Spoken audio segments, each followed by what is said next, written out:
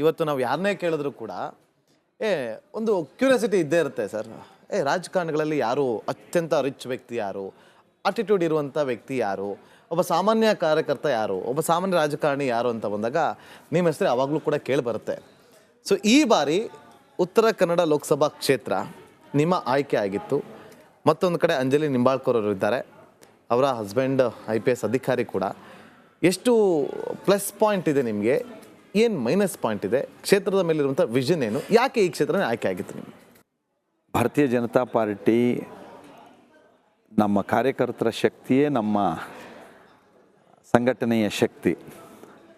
ಪ್ರತಿ ಬೂತ್ ಹಂತದಿಂದ ಕಾರ್ಯಕರ್ತರ ತಂಡ ಬಲಿಷ್ಠವಾಗಿರೋದರಿಂದ ನಮ್ಮ ಆ ಶಕ್ತಿಯ ಆಧಾರದಲ್ಲಿ ನಮ್ಮ ಗೆಲುವಿಗೆ ಕಾರಣ ಆಗೇ ಆಗತ್ತೆ. ಅದು ನಮ್ಮ ಎಲ್ಲ ಕ್ಷೇತ್ರದಲ್ಲಿ, ಮಂಗಳೂರು ಕ್ಷೇತ್ರ ಇರ್ಬೋದು, ಉಡುಪಿ ಕ್ಷೇತ್ರ ಇರ್ಬೋದು, ನಮ್ಮ ಉತ್ತರ ಕನ್ನಡ ಜಿಲ್ಲಾ ಕಿತ್ತೂರು ಖಾನಾಪುರ ಒಳಗೊಂಡ ಕ್ಷೇತ್ರ ಇರ್ಬೋದು, ಸಂಘಟನೆಯ ಶಕ್ತಿ ಬಲವಾಗಿದೆ. ಕಾರ್ಯಕರ್ತರ ಪಡೆ ಪ್ರತಿ ಬೂತ್ ಹಂತದಲ್ಲಿದೆ.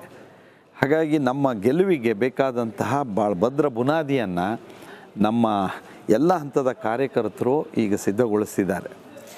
ಈಗ ನಮಗೆ ಇನ್ನಷ್ಟು ಹೆಚ್ಚು ಶಕ್ತಿ ಬಂದಿರೋದು ನರೇಂದ್ರ ಮೋದಿಜಿಯವರ ಕಳೆದ 10 ವರ್ಷದ ಸಾಧನೆ. ಅವರು ವಿಶ್ವನಾಯಕ ಆಗಿರೋದಷ್ಟೇ ಅಲ್ಲ, ಈ ದೇಶದ ಒಬ್ಬ ಅಭಿವೃದ್ಧಿ ಹರಿಕಾರ. ಅವರ ಭವಿಷ್ಯದ ಕನಸುಗಳಿಗೆ ಇವತ್ತಿನ ಯುವ ಪೀಳಿಗೆ ಅದಕ್ಕೆ ಪ್ರೋತ್ಸಾಹ ಕೊಡೋದಕ್ಕೆ ಅತ್ಯುತ್ಸಾಹದಲ್ಲಿದೆ. ನರೇಂದ್ರ ಮೋದಿಜಿಯವರ ಭವಿಷ್ಯದ ಕನಸು, ವಿಕಸಿತ ಭಾರತದ ಕನಸು, 2047ರಲ್ಲಿ ಅಭಿವೃದ್ಧಿ ಆಗಬೇಕು ಅನ್ನೋದರ ಕನಸು ಏನಿದೆ, ಆ ಕನಸನ್ನು ನನಸು ಮಾಡೋದಕ್ಕೆ ನಾವು ಮೋದಿಜಿಯವ್ರ ಜೊತೆಗೆ ಇರಬೇಕು ಅನ್ನುವಂತಹ ಅತ್ಯುತ್ಸಾಹದ ಒಂದು ವಾತಾವರಣ ಇದೆ. 10 ವರ್ಷದ ಸಾಧನೆ, ಅವ್ರ ಕನಸು ನನಸು ಮಾಡುವಂತಹ ಒಂದು ಸದಿಚ್ಛೆ ಜನ ಸಮುದಾಯದಲ್ಲಿ ಮೂಡಿರೋದಿದೆಯಲ್ಲ, ಇದು ನಮ್ಮ ಗೆಲುವಿಗೆ ಬಹಳ ದೊಡ್ಡ ಶಕ್ತಿ ಇದೆ. ಈಗ ರಾಜ್ಯದಲ್ಲಿ BJP ಮತ್ತು JDS ಹೊಂದಾಣಿಕೆ ಆಗಿರುವಂಥದ್ದು ಸಹ ನಮ್ಮ ಶಕ್ತಿಯನ್ನು ಇಮ್ಮಡಿಗೊಳಿಸಿದೆ. ನನಗೆ ಕಳೆದ 30 ವರ್ಷದಿಂದ, ನಾನು 40 ವರ್ಷದಿಂದ ಸಾರ್ವಜನಿಕ ಜೀವನದಲ್ಲಿ ನಾನಿದ್ದೇನೆ. ಶಿಕ್ಷಣ ಸಚಿವನಾಗಿ, ವಿಧಾನಸಭೆಯ ಅಧ್ಯಕ್ಷನಾಗಿ ನಾನು ಕೆಲಸ ಮಾಡದಿರುವಂಥವನು. ನಮ್ಮ ಪಕ್ಷದ ವರಿಷ್ಠರು ನನಗೆ ಈ ಜವಾಬ್ದಾರಿಯನ್ನು ನೀಡಿದ್ದಾರೆ. ನಿಶ್ಚಿತವಾಗಿ ಮತದಾರರ ಆಶೀರ್ವಾದದಿಂದ, ಕಾರ್ಯಕರ್ತರ ಪರಿಶ್ರಮದಿಂದ ನಾವು ವ್ಯಕ್ತಿಗಳು ಯಾರು ಅನ್ನೋದಕ್ಕಿಂತಲೂ, ಅಭ್ಯರ್ಥಿಗಳು ಯಾರು ಅನ್ನೋದಕ್ಕಿಂತಲೂ 2 ಸಿದ್ಧಾಂತದ ಮಧ್ಯೆ ನಡೆಯುವ ಚುನಾವಣೆ ಇದು. ಇದು BJP JDS ಮೈತ್ರಿಯ ಸಿದ್ಧಾಂತ, ಇನ್ನೊಂದು ಕಡೆಗೆ ಕಾಂಗ್ರೆಸ್ಸಿನ ಸಿದ್ಧಾಂತ. ಕಾಂಗ್ರೆಸ್ ಹೇಗೆ 50, 60, 70 ವರ್ಷಗಳು ಈ ದೇಶದಲ್ಲಿ ಆಡಳಿತ ಮಾಡಿದೆ ಅನ್ನೋದು ಚಿತ್ರಣ ಇವತ್ತು ಜನರ ಮುಂದಿದೆ.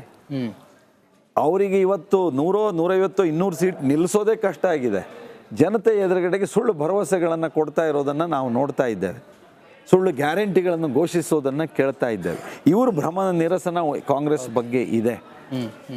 ಆ ಸಿದ್ಧಾಂತ ಮತ್ತು BJPಯ ರಾಷ್ಟ್ರೀಯತೆಯ ಒಂದು ಪ್ರಖರವಾದ ನಮ್ಮ ವಿಚಾರವನ್ನು ನಾವು ಜನರ ಎದುರುಗಡೆ ಇಡ್ತಾ ಇದ್ದೀವಿ ಮತ್ತು ಅದನ್ನು ಅನುಷ್ಠಾನಗೊಳಿಸ್ತಾ ಇದ್ದೀವಿ. ಆರ್ಟಿಕಲ್ 370 ಇರ್ಬೋದು, ರಾಮ ಮಂದಿರ ಇರ್ಬೋದು, ಇತ್ಯಾದಿ ಇತ್ಯಾದಿ ಇತ್ಯಾದಿ. ಭಾರತದ ಸಾಂಸ್ಕೃತಿಕ ವಿಶೇಷತೆಗಳು, ಇಲ್ಲಿಯ ವೈಭವದ ಸ್ಥಿತಿಗತಿಗಳನ್ನು, ನಮ್ಮಲ್ಲಿ ಜನಜಾಗೃತಿ ಆಗುವಂತಹ ಆಡಳಿತ ಇವತ್ತು ನಾವು ಕಾಣ್ತಾ ಇದ್ದೇವೆ.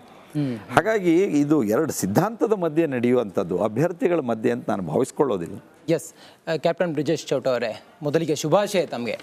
ಭಾರತೀಯ ರಾಜಕಾರಣದಲ್ಲಿ ಒಂದು ರಾಜಕೀಯ ಶಕ್ತಿ ಕೇಂದ್ರವಾಗಿದೆ ದಕ್ಷಿಣ ಕನ್ನಡ. ಹಿಂದುತ್ವದ ಭದ್ರ ಬುನಾದಿ, ಭದ್ರ ಬೆಲ್ಟ್. ಯಾರೇ ನಿಂತರೂ ಕೂಡ ಅಲ್ಲಿ ಹಿಂದುತ್ವಕ್ಕೆ ವೋಟ್ ಹಾಕ್ತಾರೆ. ಆದರೆ ಈಗಲೂ ಕೂಡ ಪರಿಸ್ಥಿತಿ ಹಾಗೆ ಇದೆಯಾ? ಈ ಹಿಂದಿನ BJPಯ ನಾಯಕತ್ವ ಮತ್ತು ಕಾರ್ಯವೈಖರಿಯ ಬಗ್ಗೆ ಕಾರ್ಯಕರ್ತರಲ್ಲೇ ಅಸಮಾಧಾನ ಇದೆ. ಮತ್ತೊಂದು ಕಡೆಯಲ್ಲಿ ನೋಟಾ ಚಳುವಳಿಯ ಚಾಲೆಂಜ್ ಇದೆ ತಮಗೆ. BJPಯ, ಅದರಲ್ಲೂ ಹಿಂದುತ್ವದ ಕೆಲ ನಾಯಕರುಗಳೇ ಈ ಬಾರಿ ಕಾಂಗ್ರೆಸ್ಗೆ ಸಪೋರ್ಟ್ ಮಾಡ್ತಾ ಇದ್ದಾರೆ. ಹೇಗಿದೆ ತಮ್ಮ ವಾತಾವರಣ? ಆ ರೀತಿಯ ಯಾವುದೇ ವಾತಾವರಣ ಇಲ್ಲ. 2024ರ ಚುನಾವಣೆ ನರೇಂದ್ರ ಮೋದಿ ಅವರನ್ನ ಮತ್ತೊಮ್ಮೆ ಪ್ರಧಾನಮಂತ್ರಿ ಮಾಡುವಂತ ಚುನಾವಣೆ. 2024ರ ಚುನಾವಣೆ ಈ ದೇಶದ ಭವಿಷ್ಯಕ್ಕೆ ಯಾವ ಅಡಿಪಾಯವನ್ನ ನರೇಂದ್ರ ಮೋದಿ ಹಾಕಿದ್ದಾರೆ ಅದರ ಮೇಲೆ ಸೌಧ ಕಟ್ಟುವಂತ ಚುನಾವಣೆ.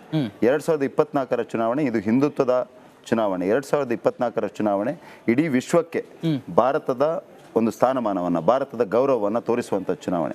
ಹಾಗಾಗಿ ಇದು ಹಿಂದೂಗಳ ಸ್ವಾಭಿಮಾನದ ಚುನಾವಣೆ. 2024ರ ಚುನಾವಣೆ ನರೇಂದ್ರ ಮೋದಿ ಅವರು ಕಳೆದ 10 ವರ್ಷದಲ್ಲಿ ಬಡವರು, ರೈತರು, ಮಹಿಳೆಯರು ಮತ್ತು ಯುವ ಶಕ್ತಿಯ ಪ್ರಾಮಾಣಿಕವಾಗಿ ಅವರನ್ನು ತಲುಪುವಂಥ ಕೆಲಸ, ಅವರ ಅಪೇಕ್ಷೆ ಆಕಾಂಕ್ಷೆಗಳಿಗೆ ಸ್ಪಂದಿಸುವಂಥ ಕೆಲಸವನ್ನು ಮಾಡಿದ್ದಾರೆ. ಇದು ನರೇಂದ್ರ ಮೋದಿ ಅವರನ್ನು ಪ್ರಧಾನಮಂತ್ರಿ ಮಾಡುವ ಚುನಾವಣೆ. ವಿಶೇಷವಾಗಿ ದಕ್ಷಿಣ ಕನ್ನಡ ಜಿಲ್ಲೆಯವರು ರಾಷ್ಟ್ರೀಯತೆ ಬಗ್ಗೆ ಅಭಿಮಾನ ಇಟ್ಕೊಂಡವರು, ಹಿಂದುತ್ವವನ್ನು ತಮ್ಮ ಜೀವನದಲ್ಲಿ ಅಳವಡಿಸಿಕೊಂಡಿರುವವರು, ಅವರ ಎಲ್ಲರೂ ಹಿಂದುತ್ವದ ಬಗ್ಗೆ ಅಭಿಮಾನ ಇರುವವರು, ರಾಷ್ಟ್ರೀಯತೆ ಬಗ್ಗೆ ಅಭಿಮಾನ ಇರುವವರು, ಪ್ರಧಾನಮಂತ್ರಿ ನರೇಂದ್ರ ಮೋದಿ ಅವರು ಮತ್ತೊಮ್ಮೆ ಪ್ರಧಾನಮಂತ್ರಿ ಆಗಬೇಕು ಅನ್ನೋಂಥ ಯೋಚನೆ ಇರುವವರು. ಭಾರತೀಯ ಜನತಾ ಪಾರ್ಟಿಯ ಕಾರ್ಯಕರ್ತರು ಹೇಗೂ ಇದ್ದಾರೆ. ಎಲ್ಲರೂ ಒಂದಾಗಿ ಒಟ್ಟಾಗಿ ಚುನಾವಣೆಯನ್ನು ಎದುರಿಸ್ತಾ ಇದ್ದಾರೆ ಮತ್ತು ಈ ಚುನಾವಣೆ ಅಭೂತಪೂರ್ವವಾದ ಜಯ ದಕ್ಷಿಣ ಕನ್ನಡ ಜಿಲ್ಲೆಯಲ್ಲಿ ಆಗ್ಲಿಕ್ಕಿದೆ.